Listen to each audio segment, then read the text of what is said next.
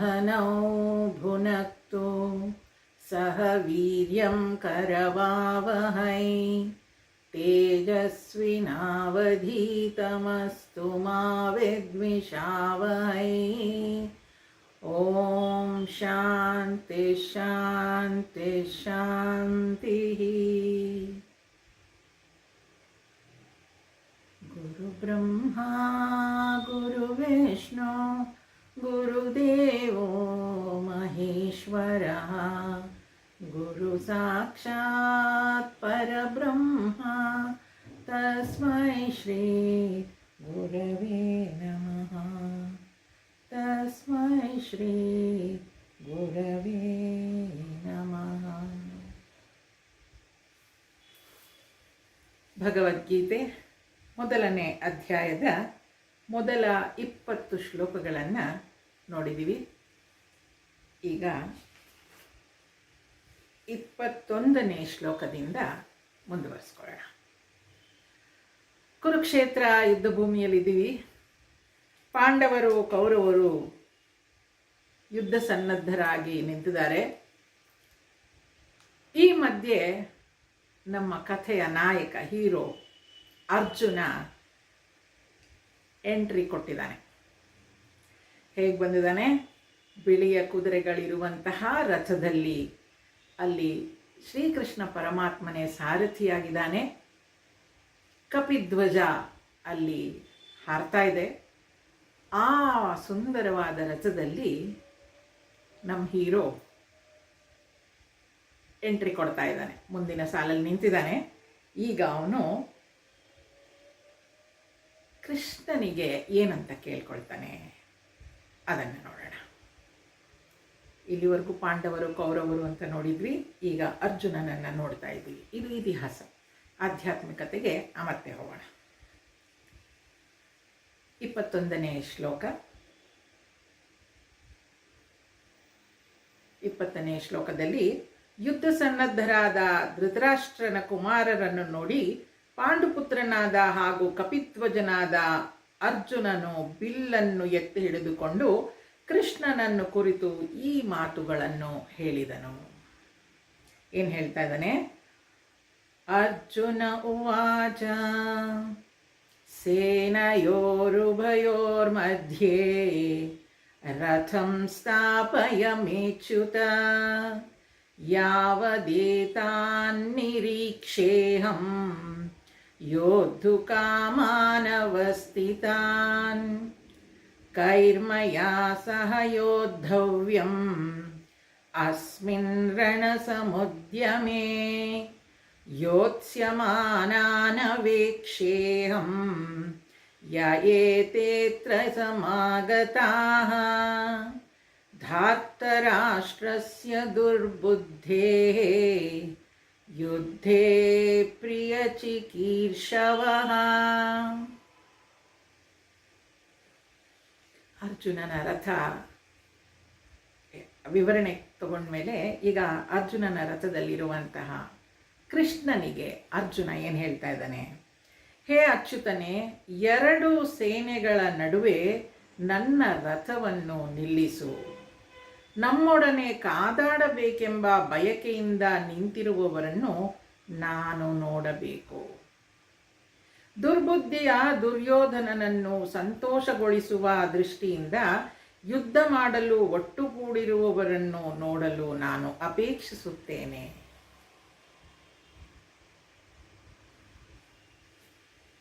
ರಥದಲ್ಲಿ ಕುಳಿತಿರುವಂಥ ಅರ್ಜುನ ಕೃಷ್ಣನಿಗೆ ಹೇಳ್ತಾನೆ ನೋಡಿ. ಏನಂತ? ನನ್ನ ರಥವನ್ನು ತಗೊಂಡೋಗಿ ಮುಂದೆ ನಿಲ್ಲಿಸು. ಯಾರ್ಯಾರು ನನ್ನ ಜೊತೆ ಯುದ್ಧ ಮಾಡಬೇಕು ಅಂತಿದ್ದಾರೆ, ನಾನು ಅವರನ್ನು ನೋಡಬೇಕು ಅಂತ ಕೇಳ್ತಾನೆ. ಇಲ್ಲಿ ಇತಿಹಾಸದ ಪ್ರಕಾರ ಏನಪ್ಪ ಅಂತ ಹೇಳಿದ್ರೆ, ಅಲ್ಲಿ ಕೃಷ್ಣ ಅರ್ಜುನನ ಸಾರಥಿ ಅಷ್ಟೇ. ನಮಗೆಲ್ಲ ಇದು ಪಾಠ ಮಾಡುವಾಗ ಗುರುದೇವ್ ಹೇಳ್ತಾ ಇದ್ದಿದ್ದು ರೋಲ್ ಹೇಗೆ ಮಾಡಬೇಕು ಅಂತ. ಅಂದರೆ ಇಲ್ಲಿ ಪಾತ್ರ ಕೃಷ್ಣ, ಭಗವಂತ ಕೃಷ್ಣನೇ ಆಗಿದ್ರೂ ಕೂಡ ಅವನ ಪಾತ್ರ ಸಾರಥಿ ಅದು. ಅದರಿಂದ ಅರ್ಜುನ ಅವನಿಗೆ ಆದೇಶ ಕೊಡ್ಲಿಕ್ಕಾಗುತ್ತೆ. ಅರೆ ಇದೇನಪ್ಪ ಭಗವಂತನಿಗೆ ನಾನು ಹೇಗೆ ಆದೇಶ ಕೊಡಲಿ ಅಂತ ಏನಿಲ್ಲ. ಅವನು ಆದೇಶ ಕೊಡ್ಬೋದು. ಯಾಕೆ? ಈಗ ಅರ್ಜುನ ಯಜಮಾನ, ಇಲ್ಲಿ ಕೃಷ್ಣ ಅವನ ಸಾರಥಿಯಾಗಿದ್ದಾನೆ. ನನ್ನ ರಥವನ್ನು ತಗೊಂಡೋಗಿ ನಿಲ್ಲಿಸು ಮುಂದೆ, ಎರಡು ಸೈನ್ಯಗಳ ಮಧ್ಯೆ ನಡುವೆ ನನ್ನ ರಥವನ್ನು ನಿಲ್ಲಿಸು ಅಂತ.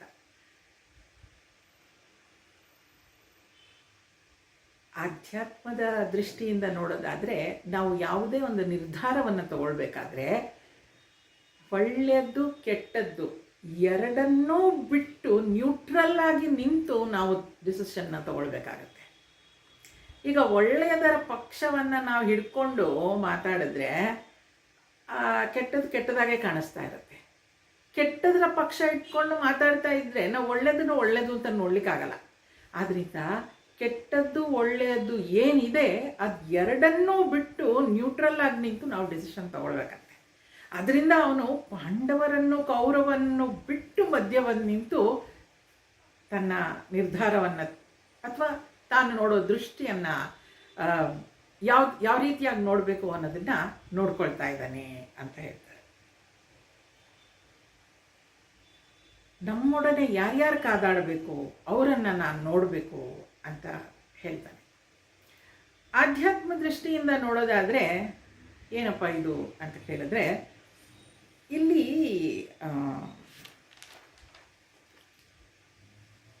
ಪುರುಷಾರ್ಥ ಮೊದಲು ಮಾಡಬೇಕು ಅಂತ ಹೇಳ್ತಾರೆ, ಆಮೇಲೆ ಪ್ರಾರ್ಥನೆ ಅಂತ ಹೇಳ್ತಾರೆ. ಈಗ ಅರ್ಜುನ ಇಲ್ಲಿ ಕಮಾಂಡ್ ಮಾಡ್ದ ಅಂತ ನಾವು ಇತಿಹಾಸದಲ್ಲಿ ನೋಡಬಹುದು ಒಂದು ದೃಷ್ಟಿಯಿಂದ. ಆಧ್ಯಾತ್ಮಿಕ ದೃಷ್ಟಿಯಿಂದ ಅವನು ಎಲ್ಲವನ್ನು ತಯಾರುಗೊಳಿಸ್ಕೊಂಡು ಅವನು ಪ್ರಾರ್ಥಿಸ್ತಾ ಇದ್ದಾನೆ. ಕೃಷ್ಣ, ನನ್ನನ್ನು ಮುಂದೆ ಕರ್ಕೊಂಡು ಹೋಗು, ನನ್ನ ಜೊತೆ ಯಾರು ಯುದ್ಧ ಮಾಡಬೇಕು ನಾನು ನೋಡಬೇಕು ಅಂತ ಪ್ರಾರ್ಥನೆ ಮಾಡ್ಕೊಳ್ತಿದ್ದಾನೆ ಅಂತ. ಪುರುಷಾರ್ಥ ಮಾಡಿದ ಮೇಲೆ ನಾವು ಪ್ರಾರ್ಥನೆ ಮಾಡಬೇಕು ಅಂತ ಆಧ್ಯಾತ್ಮದಲ್ಲಿ ಹೇಳ್ತಾರೆ. ಈಗ ನಾವು ಏನೇ ಮಾಡಬೇಕಾದ್ರೂ ನಾವು ಪುರುಷಾರ್ಥ ಮಾಡೋದೇ ಇಲ್ಲ, ಸುಮ್ಮನೆ ಪ್ರಾರ್ಥನೆ ಮಾಡೋಕ್ಕೆ ಶುರು ಮಾಡಿಬಿಡ್ತೀವಿ. ಈಗ ನೋಡಿ, ಎಲ್ಲ ಒಂದು ಸಮಸ್ಯೆ ಇದೆ, ಸಂಬಂಧಗಳ ಸಮಸ್ಯೆ ಇರ್ಬೋದು, ಅಥವಾ ವ್ಯವಹಾರದ ಸಮಸ್ಯೆ ಇರ್ಬೋದು,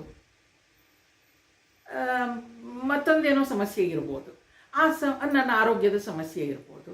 ಇದೆಲ್ಲದಕ್ಕೂ ನಾನು ಒಂದು ಪುರುಷಾರ್ಥವನ್ನು ಮಾಡಬೇಕು. ಈಗ ನನಗೆ ಆರೋಗ್ಯ ಸರಿ ಇಲ್ಲ ಅಂದರೆ ಡಾಕ್ಟರ್ ಹತ್ರ ಹೋಗಬೇಕು, ಅದು ಏನೇನು ಕಾಯಿಲೆಗೆ ಔಷಧಿಗಳಿದೆ ಅದು ತಗೊಳ್ಬೇಕು. ಯಾಕೆ? ಅದು ಶರೀರ, ಇದು ಪುರುಷಾರ್ಥ. ನಾನು ಅಲ್ಲಿ ಹೋಗಿ ಆ ಔಷಧಿಗಳನ್ನು ತಗೊಂಡು ಬಂದು ಆನಂತರ ಪ್ರಾರ್ಥನೆಯನ್ನು ಮಾಡಬೇಕು. ಅದು ಯಾವುದನ್ನೋ ಮಾಡ್ದಲೇ ನಾನು ಪ್ರಾರ್ಥನೆ ಮಾಡ್ತಾ ಇದ್ದರೆ ಪ್ರಾರ್ಥನೆ ಫಲಿಸೋದಾದ್ರೂ ಹೇಗೆ ಅಲ್ವಾ?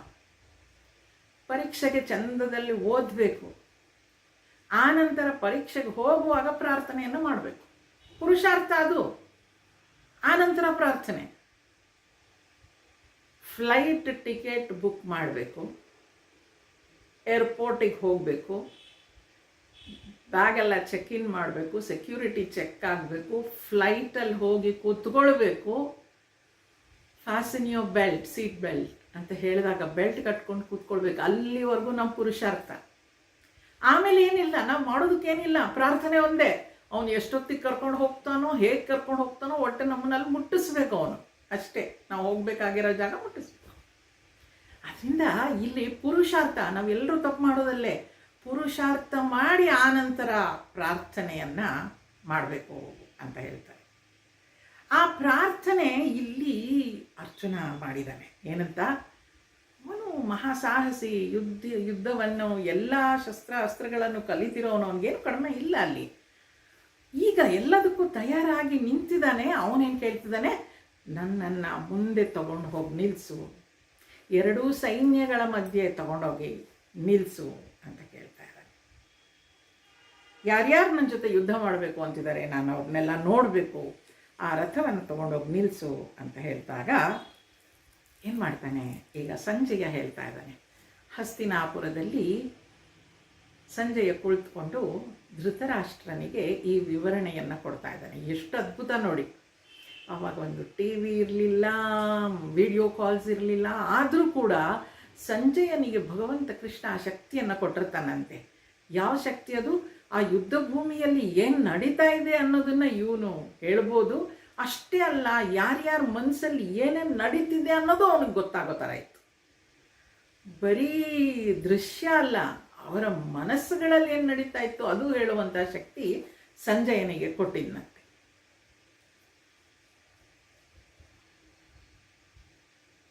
ಆಗ ಈ ಸಂಜಯ ಏನು ಹೇಳ್ತಾನೆ, ಸಂಜಯ ಉವಾಚ ಏವಮುಕ್ತೋ ಋಷಿಕೇಶಃ ಗುಡಾಕೇಶೇನ ಭಾರತ ಸೇನಯೋರುಭಯೋರ್ಮಧ್ಯೆ ಸ್ಥಾಪಯಿತ್ವಾ ರಥೋತ್ತಮಂ.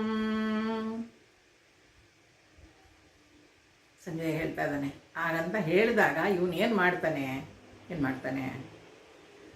ಸಂಜಯನು ಹೇಳಿದನು, ಗುಡಾಕೇಶನು ಹೀಗೆನ್ನಲು ಎಲೈ ರಾಜನೇ ಋಷಿಕೇಶನು ಆ ಉತ್ತಮ ರಥವನ್ನು ಎರಡೂ ಸೈನ್ಯಗಳ ನಡುವೆ ನಿಲ್ಲಿಸಿ ಏನು ಹೇಳ್ತಾನೆ, ಭೀಷ್ಮ ದ್ರೋಣ ಪ್ರಮುಖತಃ ಸರ್ವೇಷಾಂ ಚ ಮಹೀಕ್ಷಿತಾಂ ಉವಾಚ ಪಾರ್ಥ ಪಶ್ಯೈತಾನ್ ಸಮವೇತಾನ್ ಕುರುನಿತಿ. ಭೀಷ್ಮ ದ್ರೋಣ ಮತ್ತು ಎಲ್ಲ ಭೂಪಾಲಕರ ಎದುರಿಗೆ ರಥವನ್ನು ನಿಲ್ಲಿಸಿ ಶ್ರೀಕೃಷ್ಣನು, ಪಾರ್ಥನೆ ಇಲ್ಲಿ ನೆರೆದಿರುವ ಕೌರವರನ್ನು ನೋಡು ಎಂದನು. ಏನು ಹೇಳ್ತಾನೆ ಭಗವಂತ ಕೃಷ್ಣ ನೋಡಿ, ಅರ್ಜುನ ನನ್ನ ರಥ ತಗೊಂಡೋಗಲ್ಲಿ ನಿಲ್ಲಿಸು ಅಂತ ಹೇಳಿದ್ರೆ ಅವನು ಹೇಳಲಿಲ್ಲ ಏನಂತ, ಇಲ್ಲಿಂದನೇ ಕಾಣೋದಿಲ್ವಾ ನೋಡು, ಅಥವಾ ನಿಮ್ಗೆ ಇಲ್ಲಿಂದನೇ ಕಾಣೋ ಹಾಗೆ ಮಾಡ್ತೀನಿ ನೋಡು, ಮುಂದೆ ಏನೂ ಇಲ್ಲ. He just obeyed Arjuna. ಎಷ್ಟು ಸುಂದರ ನೋಡಿ. ಅದರಿಂದ ನಾವು ನಮ್ಮ ಪಾತ್ರವನ್ನು ಸರಿಯಾಗಿ ನಿರ್ವಹಿಸಬೇಕು ಅನ್ನೋದಕ್ಕೆ ಇದು ಒಂದು ಸುಂದರವಾದ ಉದಾಹರಣೆ ಅಂತ ಗುರುದೇವ್ ಹೇಳ್ತಾ ಇದ್ರು. ಅರ್ಜುನ ಕೃಷ್ಣನಿಗೆ ಹೇಳ್ತಾ ಇದ್ದಾನೆ, ಕೃಷ್ಣ ರಥವನ್ನು ತಗೊಂಡೋಗಿ ನಿಲ್ಲಿಸ್ತಾ ಇದ್ದಾನೆ ಮುಂದೆ, ಒಂದು ಮಾತನಾಡದಲೆ ತಗೊಂಡೋಗಿ ನಿಲ್ಲಿಸಿ ಏನು ಹೇಳ್ತಿದ್ದಾನೆ, ಎಲ್ಲಿ ನಿಲ್ಲಿಸ್ತಾ ಇದ್ದಾನೆ, ಭೀಷ್ಮ ದ್ರೋಣ ಮುಂತಾದವರ ಮುಂದೆ ನಿಲ್ಲಿಸ್ತಾ ಇದ್ದಾನೆ. ಆ ಕೌರವ ಸೇನೆ ಅಷ್ಟೊಂದಿತ್ತು, ಎಲ್ಲರೂ ತಗೊಂಡೋಗಿ ನಿಲ್ಲಿಸಬಹುದಾಗಿತ್ತು, ಇಲ್ಲ, ಅವನು ಭೀಷ್ಮ ದ್ರೋಣರ ಮುಂದೆ ಕರ್ಕೊಂಡು ಬಂದು ನಿಲ್ಲಿಸ್ತಾ ಇದ್ದಾನೆ. ರಥವನ್ನು ನಿಲ್ಲಿಸಿ, ನೋಡು ನಿನ್ನ ಜೊತೆ ಯಾರು ಯುದ್ಧ ಮಾಡಬೇಕು ಅಂತಿದ್ದಾರೆ ನೋಡು ಅಂತ ಹೇಳ್ತಾರೆ. ಈಗ ನಮ್ಮಲ್ಲೂ ಅಷ್ಟೇ ಈ ಪಾತ್ರಗಳನ್ನು ನಾವು ವಹಿಸುವಾಗ ನೋಡಿ, ತಂದೆಯ ಪಾತ್ರ ಇರುತ್ತೆ, ಮಗನ ಪಾತ್ರ, ನಾವೆಲ್ಲರೂ ಪಾತ್ರಗಳನ್ನೇ ಮಾಡ್ತಾ ಇರೋದು. ಅಥವಾ ತಾಯಿ ಮಗಳ ಪಾತ್ರ ಇರುತ್ತೆ, ಅಥವಾ ನಾನು ಮತ್ತು ನನ್ನ ತಾಯಿಯ ಅಜ್ಜಿಯ ಪಾತ್ರ ಇರುತ್ತೆ. ಈ ಪಾತ್ರಗಳನ್ನು ನಿರ್ವಹಿಸುವಾಗ ನಾವು ಸ್ಪಷ್ಟತೆಯನ್ನು ಹೊಂದಿರಬೇಕು. ಯಾವ ಪಾತ್ರ ಮಿಕ್ಸ್ ಆಗಿಬಿಡ್ಬಾರ್ದು. ಅದಕ್ಕೊಂದು ಈಗ ನಾವು ಗಂಡನ ಹತ್ರ ಮಾತಾಡ್ತಾ ಇರ್ತೀವಿ, ಅದೇ ಟೈಮಿಗೆ ಮಗಳು ಒಳಗೆ ಬಂದ ತಕ್ಷಣ ಏನೋ ನಾವು ಬೇರೆ ಡಿಸ್ಕಸ್ ಮಾಡ್ತಿರ್ತೀವಿ, ಯಾವುದೋ ಸೀರಿಯಸ್ ಮೂಡಲ್ಲಿ ಇರ್ತೀವಿ, ಮಗಳನ್ನು ಅದೇ ಧ್ವನಿಯಲ್ಲಿ ಮಾತಾಡಿಸ್ಲಿಕ್ಕೆ ಶುರು ಮಾಡಿಬಿಡ್ತೀವಿ ಅಲ್ವಾ. ಅಥವಾ ಆ ವಿಚಾರನ ಇವಳಿಗೆ ಹೇಳಕ್ಕೆ ಶುರು ಮಾಡ್ತೀವಿ. ಅಲ್ಲಿ ಸಂಬಂಧವೇ ಇರುವುದಿಲ್ಲ, ಯಾವುದು ಯಾರಿಗೆ ಏನು ಹೇಳ್ತಾ ಇದ್ದೀವಿ ಅನ್ನೋದು. ಈ ಪಾತ್ರ ಬಹಳಷ್ಟು ಸಲ ನಮಗೆ ಮಿಕ್ಸ್ ಆಗ್ತಾ ಇರುತ್ತೆ, ನಾವು ಯೋಚನೆ ಮಾಡಬೇಕದನ್ನು. ಎಲ್ಲೋ ಏನೋ ಬೇಜಾರಾಗಿರುತ್ತೆ, ಅದನ್ನ ಇನ್ನೊಬ್ಬರ ಮೇಲೆ ಎಲ್ಲೋ ತೋರಿಸ್ತಾ ಇರ್ತೀವಿ. ಆ ಪಾತ್ರ ಮುಗಿದ ಮೇಲೆ, ಆ ಪಾತ್ರದಲ್ಲಿ ಆ ಡೈಲಾಗ್ ಮುಗಿದ ಮೇಲೆ ಅಲ್ಲಿ ಪರದೆ ಬೀಳೋದೇ ಇಲ್ಲ ನಮ್ಗೆ. ಅದಕ್ಕೆ ನಾನು ತುಂಬ ಚಿಕ್ಕ ವಯಸ್ಸಲ್ಲಿ ನೋಡಿದ್ದೊಂದು ನಾಟಕ ನನಗೆ ಬಹಳ ಇಷ್ಟ. ಚಿಕ್ಕ ವಯಸ್ಸು ಅಂದರೆ ಕಾಲೇಜ್ ಡೇಸಲ್ಲಿ. ಅಲ್ಲಿ ಇದೆ ಒಂದು ಅರ್ಜುನ, ದುರ್ಯೋಧನ, ಕೃಷ್ಣ, ಇದೊಂದು ಪಾತ್ರ ಮಾಡಿಸ್ತಾ ಇರ್ತಾರೆ. ಯುದ್ಧಕ್ಕೆ ಮೊದಲು ಅರ್ಜುನ ಕೂಡ ಹೋಗ್ತಾನೆ, ಧರ್ಮರಾಯ ಕೂಡ ಕೃಷ್ಣನ ಹತ್ರ ಹೋಗ್ತಾನೆ, ದುರ್ಯೋಧನ ಕೂಡ ಕೃಷ್ಣನ ಹತ್ರ ಹೋಗ್ತಾನೆ. ಏನು ನನಗೆ ಸಹಾಯ ಮಾಡ್ತೀರಾ ಅಂತ ಕೇಳ್ಕೊಳ್ಳೋದಕ್ಕೆ ಅಂತ ಆ ಕತೆ ಬರುತ್ತಲ್ವ, ಹಾಗೆ ಅದನ್ನು ಅಲ್ಲಿ ಟೀಚರು ಅದನ್ನೆಲ್ಲ ನಾಟಕ ಆಡಿಸ್ತಾ ಇರ್ತಾರೆ, ರೆಡಿ ಮಾಡಿಸ್ತಾ ಇರ್ತಾರೆ. ಕೃಷ್ಣ ನೀನು ಮಲ್ಕೊಂಡಿರಬೇಕು, ದುರ್ಯೋಧನ ಫಸ್ಟ್ ಬಂದು ಅಲ್ಲಿ ತಲೆ ಹತ್ರ ಕೂತ್ಕೊಳ್ತಾನೆ, ಆಮೇಲೆ ಅರ್ಜುನ ಬರ್ತಾನೆ, ಆವಾಗ ನೀನು ಕೋಪದಿಂದ ಅವನ ಕಡೆ ನೋಡಬೇಕು ಅಂತೆಲ್ಲ ಹೇಳ್ಕೊಟ್ಟಿರ್ತಾನೆ. ಸರಿ, ನಾಟಕ ಪ್ರಾರಂಭ ಆಗುತ್ತೆ. ಕೃಷ್ಣ ಮಲ್ಕೊಂಡಿದ್ದಾನೆ, ದುರ್ಯೋಧನ ಬೇಗ ಬರ್ತಾನೆ, ಅವನು ಹೇಳ್ಬೇಕಲ್ವ, ತಲೆ ಹತ್ರ ಕೂತಿದ್ದಾನೆ. ಅರ್ಜುನನ ಪಾತ್ರ ಮಾಡ್ತಾ ಇರೋನು ಎಂಟ್ರಿ ಆಗ್ತಾನೆ. ಎಂಟ್ರಿ ಕೊಟ್ಕೊಂಡೇ ಈ ದುರ್ಯೋಧನನ ಪಾತ್ರದಲ್ಲಿರೋನು ಎದ್ದು ನಿಂತ್ಕೊಂಡು ನಮಸ್ಕಾರ ಗಣನ ಆಗ್ತಾನೆ. ಕಾಮಿಡಿನೇ ಅದು. ನಮಸ್ಕಾರ ಕಣಣ್ಣ ಅಂತಾನೆ. ಆಗ ಮೇಷ್ಟ್ರು ಹೇಳ್ತಾರೆ, ಅಲ್ಲ ನೀನು ದುರ್ಯೋಧನ, ಇಲ್ಲಿ ನೀನು ಕೋಪ ಮಾಡಿಕೊಂಡು ಎದ್ದು ನಿಂತ್ಕೊಳ್ಬೇಕು, ಇಲ್ಲ ಅರ್ಜುನ ಇರೋದು ಅಂತೆಲ್ಲ ಹೇಳಿದ್ರೆ ಅವ್ನು ಬಂದ ತಕ್ಷಣ ನೀನು ಎದ್ದು ನಿಂತ್ಕೊಂಡು ಕೈ ಮುಗಿತಾ ಇದೆಯಲ್ಲ ಅಂತ ಹೇಳಿದ್ರೆ, ಆ ದುರ್ಯೋಧನನ ಪಾತ್ರ ಮಾಡ್ತಾ ಇರೋ ಅವನು ಹೇಳ್ತಾನೆ, ನಾನು ಅರ್ಜುನ ಪಾತ್ರ ಮಾಡ್ತಾ ಇದ್ದಾನಲ್ಲ ಅವನ ಮನೆಯಲ್ಲಿ ನಾನು ಹಸು ಕಾಯ್ತಾ ಇದ್ದೀನಿ. ಪಾತ್ರಗಳ ಮಿಕ್ಸ್ ಹೇಗಾಗುತ್ತೆ ನೋಡಿ. ಈ ಪಾತ್ರದಲ್ಲಿ ಒಂದು ದುರ್ಯೋಧನ ಅರ್ಜುನ ಆ ಪಾತ್ರಧಾರಿ ಅವನು ಆಗಬೇಕು, ಹಾಗಾಗಿ ಸಾಧ್ಯ ಇಲ್ಲ ಅವನಿಗೆ. ನಾವು ಕೂಡ ಆ ಮಿಸ್ಟೇಕ್ಸ್ ಸಾಕಷ್ಟು ಸಲ ಮಾಡ್ತಾ ಇರ್ತೀವಿ. ಇಲ್ಲಿ ಅರ್ಜುನ ಮತ್ತು ಕೃಷ್ಣ ಈ ಥರ ನಡ್ಕೊಂಡಾಗ ಆ ಗುರುದೇವ್ ನಮ್ಗೆ ಹೇಳ್ತಾ ಇದ್ರು, see how you have to play your role ಅಂತ. ಅವನ ಸಾರಥಿ ಅಷ್ಟೇ, ಅವನು ಇಡೀ ಭೂಮಂಡಲವನ್ನು ತೋರಿಸಿದಂತಹ ಕೃಷ್ಣ ಈಗ ತಗೊಂಡೋಗಿ ನನ್ನ ರಥವನ್ನು ಅಲ್ಲಿ ನಿಲ್ಲಿಸು, ನಾನು ನೋಡಬೇಕು ಅಂತಂದ ತಗೊಂಡೋಗಿ ನಿಲ್ಲಿಸ್ತಾನೆ. ಸೆಕೆಂಡ್ ವರ್ಡ್ ಇಲ್ಲ. ಯಾರ ಮುಂದೆ ನಿಲ್ಲಿಸ್ತಾನೆ? ಬುದ್ಧಿವಂತ ಅವನು. ಬೇರೆ ಎಲ್ಲೋ ನಿಲ್ಲಿಸಿದ್ರೆ ಅವ್ನು ಬಾಣ ತೆಗೆದು ಬಿಡಕ್ಕೆ ಶುರು ಮಾಡಿಬಿಡ್ತಾ ಇದ್ದ. ಕರ್ಕೊಂಡೋಗಿ ನಿಲ್ಲಿಸೋದು ಯಾರ ಮುಂದೆ? ಭೀಷ್ಮ ಮತ್ತು ದ್ರೋಣರ ಮುಂದೆ ನಿಲ್ಲಿಸ್ತಾನೆ. ಮುಂದುವರಿಸ್ತಾ ಏನು ಹೇಳ್ತಾನೆ, ನೋಡು ಯಾರ್ಯಾರು ನಿನ್ನ ಜೊತೆ ಯುದ್ಧ ಮಾಡಬೇಕು ಅಂತಿದ್ದಾರೆ, ನೋಡು ನೆರೆದಿರುವ ಕೌರವರನ್ನು ನೋಡು ಅಂತ ಹೇಳ್ತಾನೆ. ಶ್ಲೋಕ 26-27. ತತ್ರ ಪಶ್ಯನ್ ಸ್ಥಿತಾನ್ ಪಾರ್ಥಃ ಪಿತೃನಥ ಪಿತಾಮಹಾನ್ ಆಚಾರ್ಯಾನ್ ಮಾತುಲಾನ್ ಭ್ರಾತೃನ್ ಪುತ್ರಾನ್ ಪೌತ್ರಾನ್ ಸಖೀಂಸ್ತಥಾ ಸ್ವಶುರಾನ್ ಸುಹೃದಶ್ಚೈವ ಸೇನಯೋರಭಿಯೋರಪಿ ತಾನ್ ಸಮೀಕ್ಷ್ಯ ಸ ಕೌಂತೇಯಃ ಸರ್ವಾನ್ ಬಂಧೂನವಸ್ಥಿತಾನ್ ಕೃಪಯಾ ಪರಯಾವಿಷ್ಟಃ ವಿಷೀದನ್ನಿದಮಬ್ರವೀತ್.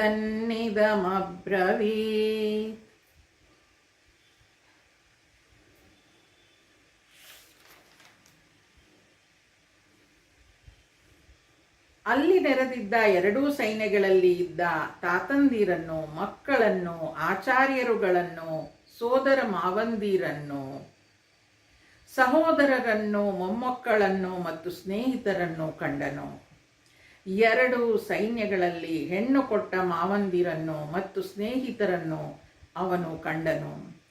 ಆಗ ಕುಂತಿ ಪುತ್ರನು ಸೇರಿದ್ದ ಎಲ್ಲ ಬಂಧುಗಳನ್ನು ನೋಡಿ ಕರುಣಾಹೃದಯಿಯಾಗಿ ವಿಷಾದದಿಂದ ಹೀಗೆ ನುಡಿದನು. ಇಲ್ಲಿವರೆಗೂ ಎಲ್ಲ ಸರಿಗಿತ್ತು. ಈಗ ಶುರು ಆಯಿತು ಭಗವದ್ಗೀತೆ.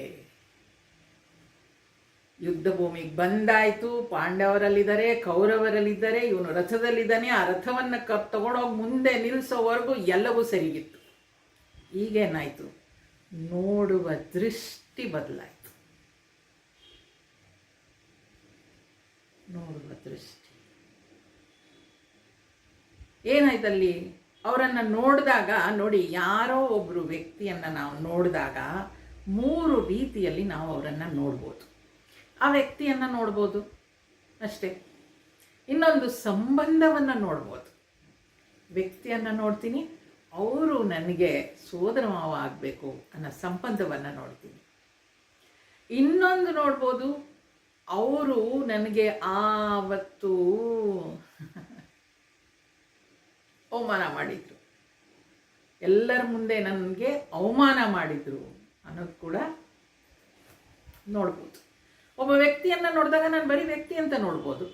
ಯಾವುದೇ ಸಂಬಂಧ ಇಲ್ಲ ಅಂದರೆ ಸುಮ್ಮನೆ ನೋಡಿರ್ತೀನಿ. ಸಂಬಂಧ ಇತ್ತು ಅಂದ ಕೂಡಲೇ ಅವ್ರು ನನಗೆ ಸಂಬಂಧಿ ಅಂತ ನೋಡ್ತೀನಿ. ಅವರು ವ್ಯಕ್ತಿನೂ ಆಗಿ ಸಂಬಂಧಿಯೂ ಆಗಿ ಯಾವುದೋ ರೀತಿಯಲ್ಲಿ ನನಗೆ ಹರ್ಟ್ ಮಾಡಿದರೆ ಆ ಗಾಯವನ್ನು ನಾನು ನೋಡ್ತೀನಿ. 3 ರೀತಿಯಾಗಿ ನಾನು ನೋಡ್ತೀನಿ, ಅಥವಾ 3 ನೋಡ್ತೀನಿ. ಇಲ್ಲಿ ಅರ್ಜುನ ನೋಡೋದು ಅದನ್ನೇ.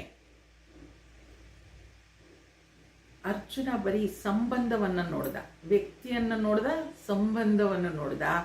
ಆದರೆ ಅವರು ಮಾಡಿದ ಪಾಪವನ್ನು ನೋಡಲಿಲ್ಲ, ಪಾಪ ಕೃತ್ಯವನ್ನು ನೋಡಲಿಲ್ಲ. ಅದಕ್ಕಾಗಿ ಗೀತೆ ಬಂದಿತ್ತು. ಅವನೇನಾದರೂ ಆ ಪಾಪಕೃತ್ಯವನ್ನು ಎಣಿಸಿದ್ರೆ ಕಥೆನೇ ಬೇರೆ ಆಗ್ತಾಯಿತ್ತು. ಗುರುದೇವ್ ಯಾವಾಗಲೂ ಹೇಳ್ತಾರೆ, ಗುರುದೇವ್ ಅಂತ ನಾನು ಹೇಳುವಾಗೆಲ್ಲ ಪೂಜ್ಯ ಸ್ವಾಮಿ ಚಿನ್ಮಯಾನಂದರು ಅವ್ರು ನಮಗೆಲ್ಲ ಹೇಳ್ತಾ ಇದ್ರು ಅವಾಗ, you should hate the sinner, you should not hate the sinner but you should hate the sin ಅಂತ. ಅವನು ಮಾಡಿರುವ ಪಾಪ ಕೃತ್ಯಗಳಿಗೆ ನೀನು ಶಿಕ್ಷೆಯನ್ನು ಕೊಡಬೇಕು, ಮತ್ತು ಅದನ್ನು ದ್ವೇಷಿಸಬಹುದು ನೀನು, ಆದರೆ ಆ ವ್ಯಕ್ತಿಯನ್ನು ದ್ವೇಷಿಸಬೇಡ ಅಂತ ಹೇಳ್ತಾರೆ. ಎಷ್ಟು ಸುಂದರವಾದ ಮಾತು ನೋಡಿ. ಹೇಗಪ್ಪ ಇದು ಅಂತಂದರೆ ನೋಡಿ, ರಾಮಾಯಣದಲ್ಲಿ ನಾವು ನೋಡಿದ್ರೆ ಶ್ರೀರಾಮಚಂದ್ರ ಸುಮ್ಮನೆ ಹೊರಡೋದ ಕಾಡಿಗೆ ಅಲ್ವಾ, ಭರತ ಶತ್ರುಘ್ನ ಸುಮ್ಮನೆ ಬಿಡಲಿಲ್ಲ. ಬಂದಾಗ ಅವ್ರು ನೋಡಿದ್ದೇನು, ತಾಯಿ ಮಾಡಿದ ತಪ್ಪನ್ನು ಅವನು ನೋಡ್ದ, ಮಂಥರೆ ಮಾಡಿದ ತಪ್ಪನ್ನು ನೋಡ್ದ, ಮಂಥರೆಯನ್ನು ತೆಗೆದಾಕ್ದ, ಕೈಕೇಯಿಯನ್ನು ಮಾತೇ ಆಡಿಸ್ಲಿಲ್ಲ ಅವನು. ಸಂಬಂಧಗಳನ್ನು ನಾವು ನೋಡ್ತಾ ಹೋದಾಗ ಈ ತಪ್ಪುಗಳು ಮಾಸಿ ಹೋಗ್ಬಿಡುತ್ತೆ. ಪಕ್ಕದ ಮನೇಲಿ ಮಕ್ಕಳು ಮಧ್ಯಾಹ್ನ ಮಲಗಿರ್ತೀವಿ, ಪಕ್ಕದ ಮನೇಲಿ ಮಕ್ಕಳು ಜೋರಾಗಿ ಕೂಗಾಡ್ಕೊಂಡು ಆಟ ಆಡ್ತಾ ಇರ್ತಾರೆ ಅಂದರೆ ಏನು ತಲೆನೋವು ಮಾರಾಯ್ತಿ, 1 ಗಂಟೆ ಮಲಗ್ಲಿಕ್ಕೆ ಬಿಡಲ್ಲ ಅಂತ ಹೇಳ್ತೀವಿ. ಅದೇ ಏನಾದರೂ ನಮ್ಮನೆ ಮಕ್ಕಳು ಆಟ ಆಡ್ತಾ ಇದ್ರೆ ನಮ್ಮ ಮನೆಯಲ್ಲಿ, oh my god they are so active ಅಂತೀವಿ. ಬೇರೆಯವ್ರ ಮನೇಲಿ ಒಬ್ಬ ಮಲಗಿರ್ತಾರೆ ಹಿರಿಯರು ಅನ್ನೋದು ನಮ್ಗೆ ಗೊತ್ತಿರಲ್ಲ, oh they are so active ಅಂತ. ಯಾವಾಗ ನಾವು ಈ ಸಂಬಂಧವನ್ನು ನೋಡ್ತೀವಿ, ತಪ್ಪುಗಳನ್ನು ಕಡೆಗಣಿಸ್ತೀವಿ, ನಾವು ಧರ್ಮದಿಂದ ದೂರ ಹೋಗ್ತಾ ಇದ್ದೀವಿ ಅಂತ ಶಾಸ್ತ್ರ ಹೇಳುತ್ತೆ. ವ್ಯಕ್ತಿಯನ್ನು ನೋಡಿದಾಗ ಅನಿಸ್ಬೋದು ನಮಗೆ, ಅವ್ರವ್ರ ಕರ್ಮ, ಅವ್ರು ಮಾಡಿದ ಕರ್ಮ ಅವ್ರು ಅನುಭವಿಸ್ತಾರೆ ಬಿಡು ಅಂತ ಸುಮ್ಮನೆ ಆಗ್ಬಿಡ್ತೀವಿ. ಯಾರಿಗೋ ಏನೋ ಆಗಿರುತ್ತೆ, ಕೇಳಿದಾಗ ಹೇಳ್ತೀವಲ್ವ, ಅವ್ರ ಕರ್ಮ ಅವ್ರು ಅನುಭವಿಸ್ತಾರೆ ಬಿಡು, ಅದ ಏನು ಯಾವಾಗ ಏನೋ ಮಾಡಿದರೆ ಅದಕ್ಕೆ ಹಾಗಾಗಿದೆ ಅಂತ. ಆದರೆ ಅದೇ ವ್ಯಕ್ತಿ ಸಂಬಂಧಿಕನಾಗಿದ್ದು ತಪ್ಪು ಮಾಡಿದರೆ ನಾವೇನು ಮಾಡ್ತೀವಿ, ಬಹುಶಃ ಸ್ವಲ್ಪ ಪ್ರಯತ್ನ ಮಾಡ್ತೀವಿ ಆ ಕರ್ಮವನ್ನು ಬಿಡಿಸ್ಲಿಕ್ಕೆ, ಮತ್ತು ಪ್ರಾರ್ಥನೆಯನ್ನು ಕೂಡ ಮಾಡ್ತೀವಿ. ಅದು ತಪ್ಪಾಗಿದ್ದರೂ ಕೂಡ ಪ್ರಾರ್ಥನೆಯನ್ನು ಮಾಡ್ತೀವಿ.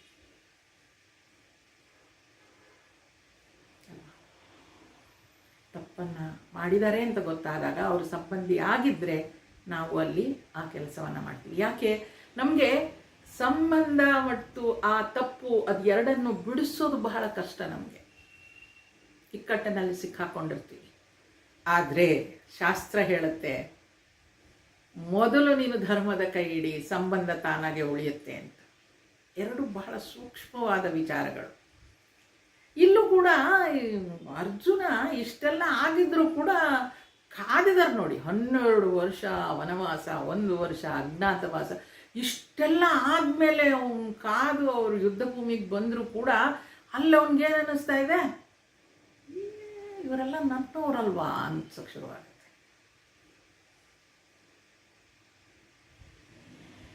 ಪಾಪವನ್ನು ನೋಡಿ, ಅಧರ್ಮವನ್ನು ನೋಡಿ ಕೂಡ ನಾವು ಅವರಿಗೋಸ್ಕರ ಪ್ರಾರ್ಥನೆ ಮಾಡ್ತೀವಿ. ಅದು ಮೋಹ. ಎಲ್ಲಿ ಮೋಹ ಇರುತ್ತೋ ಅಲ್ಲಿ ತಪ್ಪು ಕಾಣೋದೇ ಇಲ್ಲ. ಮೊದಲನೇದು ತಪ್ಪು ಕಾಣೋದೇ ಇಲ್ಲ, ಯಾಕೆ ಅವ್ರು ನಮ್ಮವರು, ಅದರಿಂದ ತಪ್ಪು ಕಾಣೋದೇ ಇಲ್ಲ. ಯಾವಾಗ ನಮ್ಗೆ ತಪ್ಪು ಕಾಣೋದಿಲ್ವೋ, ಒಳ್ಳೆಯದನ್ನು ನೋಡಿದಾಗ ಅದರಲ್ಲಿ ಸಮರ್ಪಣೆ ಭಾವ ಕೂಡ ಬರೋದೇ ಇಲ್ಲ. ಎರಡನ್ನೂ ನೋಡಬೇಕು, ಪುಣ್ಯ ಪಾಪ ಎರಡನ್ನೂ ನೋಡಬೇಕಲ್ಲಿ. ಒಳ್ಳೆಯದಕ್ಕೆ ನಾವು ಸಮರ್ಪಣೆ ಆಗಬೇಕು, ಸಮರ್ಪಣೆ ಮಾಡಿಕೊಳ್ಬೇಕು ಅಂತ ಅಂದರೆ ಕೆಟ್ಟದರ ವಿರುದ್ಧ ಹೋರಾಡಬೇಕು ಅಂತ ಹೇಳ್ತಾರೆ. ಅಟ್ಲೀಸ್ಟ್ ಆ ಧ್ವನಿಯನ್ನು ನಾವು ಎತ್ತಬೇಕು ಅಂತ ಹೇಳ್ತಾರೆ. ಇಲ್ಲಿ ನೋಡಿದಾನೆ, 2 ಸೈನ್ಯಗಳಲ್ಲಿ ಹೆಣ್ಣು ಕೊಟ್ಟ ಮಾವಂದಿರನ್ನು ಮತ್ತು ಸ್ನೇಹಿತರನ್ನು ನೋಡ್ದ ಅವನು. ಇಲ್ಲೇನು ನೋಡ್ದ ಅವನು, ಸಂಬಂಧವನ್ನು ನೋಡ್ದ. ಕರುಣಾ ಹೃದಯಾಗಿ ವಿಷಾದದಿಂದ ಹೀಗೆ ನೋಡಿದನು. ವಿಚಾರ ಹೋಗ್ಬಿಡ್ತು ಅವನಿಗೆ, ಇಂಥವ್ರ ಜೊತೆ ನಾನು ಯುದ್ಧ ಮಾಡಬೇಕಲ್ಲ ಅಂತ. ನೋಡಿ, ಯುದ್ಧ ಭೂಮಿಗೆ ಬಂದಾಗ ಹೆಚ್ಚು ಕಡಿಮೆ ಕೃಷ್ಣನಿಗೆ 89 ವರ್ಷ ಆಗಿತ್ತು, ಅರ್ಜುನನಿಗೆ ಒಂದು 87 ವರ್ಷ ಆಗಿತ್ತು, ಹೀಗೇನೋ ಹೇಳ್ತಾರೆ. ಅಷ್ಟು ವರ್ಷಗಳು ಅವರು ಒಟ್ಟಿಗೆ ಆಟ ಆಡಿ ಒಡನಾಡಿ ಬಂದವ್ರಿಗೆ ಅಲ್ಲಿ ನೋಡಿದ ತಕ್ಷಣ ಉಂಟಾಗೋ ಭಾವನೆ ಏನು, ಇವರೆಲ್ಲ ನನ್ನವರು ಅಂತಾನೆ. ಆಗ ಅವ್ರನ್ನೆಲ್ಲ ನೋಡಿ ವಿಷಾದದಿಂದ ಅರ್ಜುನ ಈ ಥರ ಹೇಳ್ತಾನೆ. ಏನಂತ ಹೇಳ್ತಾನೆ? 28, 29 ಮತ್ತು 30 3 ಶ್ಲೋಕಗಳನ್ನು ಒಟ್ಟಿಗೆ ನೋಡೋಣ. ಅರ್ಜುನ ಉವಾಚ ದೃಷ್ಟ್ವೇಮಂ ಶ್ವಜನಂ ಕೃಷ್ಣ ಯುಯುತ್ಸುಂ ಸಮುಪಸ್ಥಿತಂ ಸೀದಂತಿ ಮಮ ಗಾತ್ರಾಣಿ ಮುಖಂ ಚ ಪರಿಶುಷ್ಯತಿ ವೇಪತುಶ್ಚ ಶರೀರೇ ಮೇ ರೋಮಹರ್ಷಶ್ಚ ಜಾಯತೆ ಗಾಂಡೀವಂ ಸ್ರಂಸತೆ ಹಸ್ತಾ ತ್ವಚ್ಚೈವ ಪರಿದಹ್ಯತೆ ನ ಚ ಶಕ್ನೋಮ್ಯವಸ್ಥಾತುಂ ಭ್ರಮತೀವ ಚ ಮೇ ಮನಃ.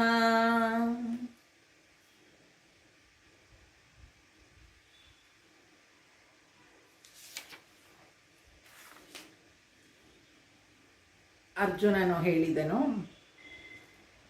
ಹೇ ಕೃಷ್ಣನೇ, ಯುದ್ಧ ಮಾಡಲು ಕಾತುರರಾಗಿ ನಿಂತಿರುವ ಈ ನೆಂಟರನ್ನು ನೋಡಿ ನನ್ನ ಕೈಕಾಲುಗಳು ನಡುಗುತ್ತಿವೆ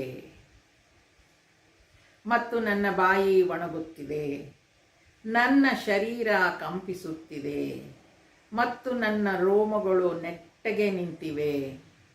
ಗಾಂಡೀವ ಧನುಸ್ಸು ನನ್ನ ಕೈಜಾರಿ ಬೀಳುತ್ತಿದೆ, ಮೈ ಚರ್ಮವೆಲ್ಲ ಸುಡುತ್ತಿದೆ, ನನಗೆ ನಿಲ್ಲಲು ಆಗುತ್ತಿಲ್ಲ ಮತ್ತು ನನ್ನ ಮನಸ್ಸಿಗೆ ಭ್ರಮಣೆಯಾದಂತಿದೆ. ನಮಗೆಲ್ಲ ಅನಿಸುತ್ತೆ, ಯುದ್ಧ ಭೂಮಿಯಲ್ಲಿ ಎಷ್ಟು ಒಳ್ಳೇದಲ್ವಾ. ಅವನು ನೋಡಿ, ಯುದ್ಧ ಮಾಡೋಕ್ಕೆ ಶಕ್ತಿ ಇದ್ದರೂ ಕೂಡ ನಾನು ಯುದ್ಧ ಮಾಡಲ್ಲ, ಬೇಡ ಅಂತ ಹೇಳ್ತಿದ್ದಾನೆ ಅಂದರೆ ಬಿಡಬೇಕಾಗಿತ್ತಲ್ವ. ನಾವು ಎಷ್ಟೋ ಸಲ ಹಾಗೆ ಯೋಚನೆ ಮಾಡಿಬಿಡ್ತೀವಿ, ಒಳ್ಳೇದಲ್ವಾ, ಯಾಕೆ ಹಾಗಾಗಬೇಕು ಆ ಥರ ಎಲ್ಲ. ಆದರೆ ಯೋಚನೆ ಮಾಡಿ, ಮಹಾರಾಜರಿರೋ ಕಾಲದಲ್ಲಿ ಒಂದು ರಾಣಿಗೆ ಇಷ್ಟು ಅವಮಾನ ಆಗಿದೆ ಅಂದಮೇಲೆ ಅಲ್ಲಿ ಬೇರೆ ಜನರು ಯಾವ ರೀತಿಯಲ್ಲಿ ಬಾಳ್ತಾ ಇರ್ಬೋದು, ಬೇರೆ ಹೆಂಗಸರು ಅಲ್ಲಿ ಆ ರಾಜ್ಯದಲ್ಲಿ ಯಾವ ರೀತಿಯಲ್ಲಿ ಇದ್ದಿರಬಹುದು. ಧರ್ಮ ಸಂಸ್ಥಾಪನೆಗೋಸ್ಕರ ಮಾಡಲೇಬೇಕಾಗಿತ್ತು ಆ ಯುದ್ಧವನ್ನು. ಇಲ್ಲದೆ ಇದ್ದರೆ ಅದು ಮತ್ತೆ ಹಾಗೆ ನಡ್ಕೊಂಡು ಹೋಗ್ತಾ ಇರುತ್ತೆ. ಎಲ್ಲಿ ಕೆಟ್ಟವರಿಗೆ ಶಿಕ್ಷೆ ಆಗೋದಿಲ್ವೋ ಅಲ್ಲೆಲ್ಲ ಮತ್ತೆ ಮತ್ತೆ ಮತ್ತೆ ಮತ್ತೆ ಅದೇ ತಪ್ಪುಗಳಾಗ್ತಾ ಇರುತ್ತೆ. ನೋಡಿ, ದುಬೈಯಲ್ಲಿ ಕ್ರೈಮ್ ರೇಟ್ 1% ಅಥವಾ 1%ಕ್ಕಿಂತ ಕಡಿಮೆ ಇದೆ ಅಂತ ಹೇಳ್ತಾರೆ. ಸೇಫ್ ಆಗಿ ಮಧ್ಯರಾತ್ರಿ 12 ಗಂಟೆಯಲ್ಲೂ ಹೆಣ್ಮಕ್ಳು ಓಡಾಡ್ಬೋದಂತೆ. ಕ್ರೈಮ್ ರೇಟ್ ಅಷ್ಟೊಂದು ಕಡಿಮೆ ಯಾಕಿದೆ ಅಂದರೆ ಅದು ಶಿಕ್ಷೆ ಅಷ್ಟೊಂದು ಕಠಿಣವಾಗಿದೆ. ಕಣ್ಣೇ ತೆಗೆದು ಬಿಡ್ತಾರೆ, ಕೈಕಾಲೇ ತೆಗೆದು ಬಿಡ್ತಾರೆ. ಅಷ್ಟು ಸ್ಟ್ರಿಕ್ಟಾಗಿ ಇರೋದ್ರಿಂದಲೇ ಅಲ್ಲಿ ಕ್ರೈಮ್ ರೇಟ್ ಕಡಿಮೆ ಇದೆ. ನಮ್ಮಲ್ಲಿ ಒಳ್ಳೆತನವನ್ನು ನಾವು ತಿಳಿಸ್ಕೊಡೋಣ, ಅವ್ರು ಹಾಗೆ ಮಾಡೋದು ಬೇಡ, ಯಾಕೆ ಅಷ್ಟೊಂದು ಶಿಕ್ಷೆ ಕೊಡೋದು ಅನ್ನೋ ರೀತಿಯಲ್ಲಿ ಅವ್ರನ್ನ ತಿದ್ದೋ ಪ್ರಯತ್ನ ನಡೀತಾನೇ ಇದೆ ಎಷ್ಟೋ ವರ್ಷಗಳಿಂದ. ಅಷ್ಟು ಸುಲಭವಾಗಿ ತಿದ್ಕೊಳ್ಳಲ್ಲ ನಾವು ಅಲ್ವಾ, ತಿದ್ಕೊಳ್ಳಲ್ಲ ನಾವು. ಅದರಿಂದಲೇ ಆ ಶಿಕ್ಷೆಗಳು ಇರಲೇಬೇಕು. ಆ ಕಾಲದಿಂದಲೂ ಅದೇ ಆಗಿದೆ. ಯುದ್ಧ ಮಾಡಲ್ಲ ಅಂತ ಅಂದರೆ ಎಷ್ಟು ಒಳ್ಳೇದಲ್ವಾ. ಅರ್ಜುನನ ಈ ಮಾತನ್ನು ಯಾಕೆ ಕೃಷ್ಣ ಯುದ್ಧವನ್ನು ಪ್ರೇರೇಪಿಸ್ತಾ ಇದ್ದಾನಲ್ಲ ಕೃಷ್ಣ ಅಂತ ಅನಿಸ್ಬೋದು. ಆದರೆ ಧರ್ಮ ಸಂಸ್ಥಾಪನೆಗೋಸ್ಕರ ಮಾಡು ಅಂತ ಹೇಳ್ತಿದ್ದಾನೆ ಹೊರತು ಕೃಷ್ಣನಿಗೂ ಕೂಡ ಇಲ್ಲಿ ಯಾವುದೇ ರೀತಿಯ ದ್ವೇಷ ಇಲ್ಲ. ಯುದ್ಧ ಮಾಡಲು ಕಾತರ ಆಗಿರುವ ಅವರನ್ನೆಲ್ಲ ನೋಡಿ ಏನನ್ನಿಸ್ತಾ ಇದೆ ಅವನಿಗೆ, ಇವರೆಲ್ಲ ನನ್ನವರಲ್ವಾ. ಯುದ್ಧ ಮಾಡಲು ಕಾತುರರಾಗಿ ನಿಂತಿರುವ ಈ ನೆಂಟರನ್ನು ನೋಡಿ ನನ್ನ ಕೈಕಾಲುಗಳು ನಡುಗುತ್ತಿವೆ. ನೋಡಿ, ಇಲ್ಲಿ 7 ರೀತಿಯ ಅವನು ಏನದು ರಿಯಾಕ್ಷನ್ಸ್ನ ಹೇಳ್ತಾ ಇದ್ದಾನೆ. ಆಧ್ಯಾತ್ಮಿಕವಾಗಿ ನೋಡುವಾಗ ನಮ್ಮಲ್ಲಿ ಈ ಭಕ್ತಿ, ಶಕ್ತಿ, ವಿವೇಕ ಎಲ್ಲ ಹೊರಟೋದ್ರೆ ನಮ್ಮಲ್ಲಿ ನಮಗಾಗೋದು ಇದೇ ಕತೆ. ನಾವು ಹಿಡ್ಕೊಂಡಿರೋದು ಏನಕ್ಕೆ? ಒಂದು ಆಧಾರ ಬೇಕು, ನನಗೆ ಧೈರ್ಯ ಬೇಕು ಅಂತಂದಾಗ ಭಗವಂತನಲ್ಲಿ ಒಂದು ಭಕ್ತಿ ನನ್ನನ್ನು ಕಾಯುತ್ತೆ. ಆ ಭಕ್ತಿನೇ ನನಗೆ ಶಕ್ತಿ ಕೂಡ ಆಗಿರುತ್ತೆ. ಅದರಿಂದಲೇ ಆ ಭಕ್ತಿಯನ್ನು ನಾವು ಉಳಿಸ್ಕೊಳ್ಬೇಕು ಅಂತ ಹೇಳೋದು. ಇಲ್ಲಿ ನೋಡೋದಾದರೆ ನೋಡಿ, ಧೃತರಾಷ್ಟ್ರನಿಗೆ ಎಷ್ಟು ದುಃಖ ಇದೆಯೋ ಅರ್ಜುನನಿಗೆ ಅದಕ್ಕಿಂತ ಡಬಲ್ ದುಃಖ ಇದೆ. ಯಾಕೆ? ಧೃತರಾಷ್ಟ್ರನಿಗೆ ತನ್ನವ್ರ ಬಗ್ಗೆ, ಕೌರವರನ್ನು ಉಳಿಸ್ಕೊಳ್ಬೇಕು, ಅವರಿಗೆ ಕಾಪಾಡಬೇಕು, ಅವ್ರಿಗೇನು ಆಗಬಾರ್ದು ಅನ್ನೋದಷ್ಟೇ ಇರೋದು ಅವನಿಗೆ. ಆದರೆ ಅರ್ಜುನನಿಗೆ ಒಳ್ಳೆಯವರು ಕೆಟ್ಟವರು ಎರಡೂ ಪಕ್ಷದವರು ನಮ್ಮವರು ಅಂತ ಅನ್ಸಕ್ಕೆ ಶುರುವಾಗಿದೆ. ಅದರಿಂದ ಅವನಿಗೆ ದುಃಖ ಹೆಚ್ಚು. ಏಕೆಂದರೆ ಈ ಎರಡೂ ಪಾರ್ಟಿಯವರು ನನ್ನವರೇ ಅಲ್ವಾ.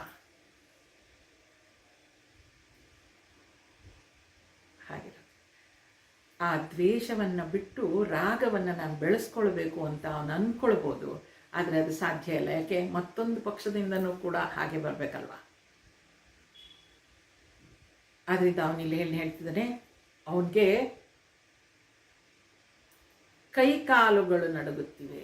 ಯಾವಾಗ ಶಕ್ತಿ ನನ್ನಲ್ಲಿ ಹೋಗುತ್ತೆ, ಭಕ್ತಿ ನನ್ನಲ್ಲಿ ಹೋಗುತ್ತೆ, ನಾನು ಮಾಡ್ತಾ ಇರೋದು ಸರಿ ಇಲ್ಲ ಅಂತ ಅನ್ನಿಸ್ಲಿಕ್ಕೆ ಶುರುವಾಗತ್ತೆ.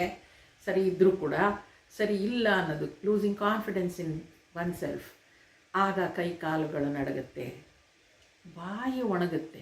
ಇದು ಬೇಕಾದಷ್ಟು ಸಲ ನಮಗೂ ಆಗಿದೆ ಅಲ್ವಾ. ಇರುತ್ತೆ, ಆ ಮಾತು ನಮ್ಗೆ ಹೇಳೋಕ್ಕಾಗಲ್ಲ. ನೋಡ್ತಿರ್ತೀವಿ, ಎಲ್ಲ ನಡೀತಾ ಇರುತ್ತೆ, ಹೇಳಬೇಕು ಅನ್ನಿಸ್ತಿರುತ್ತೆ, ಹೇಳೋಕ್ಕಾಗಲ್ಲ. ಅದು ಪ್ರೀತಿಯಲ್ಲಿ ಇರ್ಬೋದು, ಅಥವಾ ಯಾರೋ ತಪ್ಪು ಮಾಡ್ತಾ ಇದ್ದಾರೆ ಅನ್ನುವಾಗ ಇರ್ಬೋದು, ಅಥವಾ ದುಃಖದಲ್ಲಿರ್ಬೋದು. ಸಮಾಧಾನ ಹೇಳಬೇಕು ಅಂತಿರುತ್ತೆ, ಪ್ರೀತಿಯಿಂದ ಎರಡು ಮಾತು ಹೇಳಬೇಕು ಅಂತಿರುತ್ತೆ, ಗಂಟ್ಲು ಒಣಗೋಗ್ಬಿಡುತ್ತೆ. ಏನಾಗುತ್ತೆ? ಕೈ ಕಾಲ ನಡಗುತ್ತಿದೆ ಮತ್ತು ನನ್ನ ಬಾಯಿ ಕೂಡ ಒಣಗ್ತಾ ಇದೆ, ನನ್ನ ಶರೀರ ಕಂಪಿಸುತ್ತಿದೆ. ಕೋಪ ಬಂದಾಗಲಿ, ಅತ್ಯಂತ ಅಸಹಾಯಕರಾಗಿ ನಾವಿದ್ದಾಗ ಈ ಅನುಭವ ಆಗುತ್ತೆ. ಶರೀರ ಕಂಪಿಸ್ಲಿಕ್ಕೆ ಶುರುವಾಗುತ್ತೆ. ಆರೋಗ್ಯವಾಗೇ ಇರ್ತೀವಿ, ಎಲ್ಲವನ್ನೂ ನೋಡಿಕೊಂಡೇ ಇರ್ತೀವಿ, ಆದರೆ ಯಾವುದೋ ಒಂದು ಕ್ಷಣದಲ್ಲಿ ಶರೀರ ಕಂಪಿಸ್ಲಿಕ್ಕೆ ಶುರುವಾಗ್ಬಿಡುತ್ತೆ. ಮತ್ತು ನನ್ನ ರೋಮಗಳು ನೆಟ್ಟಗೆ ನಿಂತಿವೆ, ಕೂದಲು ಎಲ್ಲ ನಿಂತ್ಕೊಂಡ್ಬಿಡುತ್ತಂತೆ. ಒಂಥರ ಮೈ ಜುಮ್ ಅನ್ನುವಂತಹ ಅನುಭವ. ನನ್ನವರು, ನನ್ನನ್ನು ಎತ್ತಾಡಿಸಿದವರು ಈ ಥರ ಆಗ್ತಿದಾರಲ್ಲ, what a shock it should be ಅಲ್ವಾ. ನೋಡಿ, ಇದನ್ನು ಇವನು ಆವಾಗಿಂದನೂ ನೋಡ್ಕೊಂಡು ಬಂದಿದ್ದಾನೆ, ಅವರು ಆ ಪಕ್ಷದಲ್ಲಿ ಇದ್ದಾರೆ ಅನ್ನೋದು ಕೂಡ ಅರ್ಜುನನಿಗೆ ಗೊತ್ತಿದೆ. ಇದೊಂದು ನಮ್ಮ ಅನುಭವಕ್ಕೆ ಬಂದಿದೆ ಯಾವಾಗ್ಲೂ. ದಿ ಆ್ಯಕ್ಚುಯಲ್ ಥಿಂಗ್ ಏನಿದೆ ಅದಕ್ಕಿಂತ ಅದ್ರ ಬಗ್ಗೆ ಯೋಚಿಸ್ತೀವಲ್ವಾ, ಅದು ನಮಗೆ ಹೆಚ್ಚು ಭಯವನ್ನು ಕೊಡುತ್ತೆ. ನಾಳೆ ಏನಾಗ್ಬಿಡುತ್ತೋ, ಏನೋ ಒಂದು ಸಣ್ಣ ಹುಷಾರಿಲ್ದಂಗೆ ಆಗಿರುತ್ತೆ ಅಂತ ಇಟ್ಕೊಳ್ಳಿ. ಡಾಕ್ಟ್ರ್ ಹತ್ರ ಹೋಗಿ ಚೆಕಪ್ ಮಾಡಿಸ್ಕೊಂಬಿಡಿ ಯಾವುದಕ್ಕೂ ಅಂತ ಹೇಳ್ತಾರೆ. ಏನೋ ಒಂದು ಸಣ್ಣ ಗೆಡ್ಡೆ ಆಗಿದೆ ಅಂದ್ಕೊಳ್ಳೋಣ, ಅದು ಎಲ್ಲೆಲ್ಲ ಒಂದು ಚೂರು ಚೂರು ಓದಿರ್ತೀವಿ, ಸಣ್ಣ ಗೆಡ್ಡೆ ಅಂದ್ಕೊಳ್ಳಿ, ಅದು ಕ್ಯಾನ್ಸರ್ ಇರ್ಬೋದು, ಅದು ಇದು ಅಂತೆಲ್ಲ. ಅದು ಪಿರಿ ಮನಸ್ಸಲ್ಲಿ ಆಗ್ತಾನೇ ಇರುತ್ತೆ. ಎಲ್ಲಿವರೆಗೂ? ಡಾಕ್ಟ್ರ್ ಹತ್ರ ಹೋಗಿ ಅದು ಚೆಕಪ್ ಮಾಡಿಸ್ಕೊಂಡು, ಇಲ್ಲ ಅದಿಲ್ಲ ಏನಿಲ್ಲ, ಒಂದು ಸಣ್ಣ ಗೆಡ್ಡೆ ಆಗಿದೆ, ಅದು ಹೋಗುತ್ತೆ ಬಿಡಮ್ಮ ಅಂತ ಹೇಳೋವರೆಗೂ, ಅಲ್ಲಿ ಆ್ಯಕ್ಚುಲಾಗಿ ಹೋಗಿ ತೋರಿಸ್ಕೊಳ್ಳೋವರೆಗೂ ನನ್ನ ಮನಸ್ಸಲ್ಲಿ ಏನೇನೋ ಕುಣಿತಾ ಇರುತ್ತಲ್ವ, ಅದು ಎಷ್ಟು ಭಯಂಕರವಾಗಿರುತ್ತಲ್ವ. ಆಗ ರೋಮ ನೆಟ್ಟಾಗಿ ನಿಂತ್ಕೊಂಡ್ಬಿಡುತ್ತೆ. ಯಾಕೆ? ಏನೇನೋ ಯೋಚಿಸ್ತಾ ಇರುತ್ತೆ. ಅಲ್ಲಿ ಈಗ ಯುದ್ಧ ಮಾಡೋಕ್ಕೆ ಅರ್ಜುನ ರೆಡಿಯಾಗಿದ್ದಾನೆ, ಆದರೆ ಇನ್ನೂ ಯುದ್ಧ ಪ್ರಾರಂಭ ಆಗಿಲ್ಲ.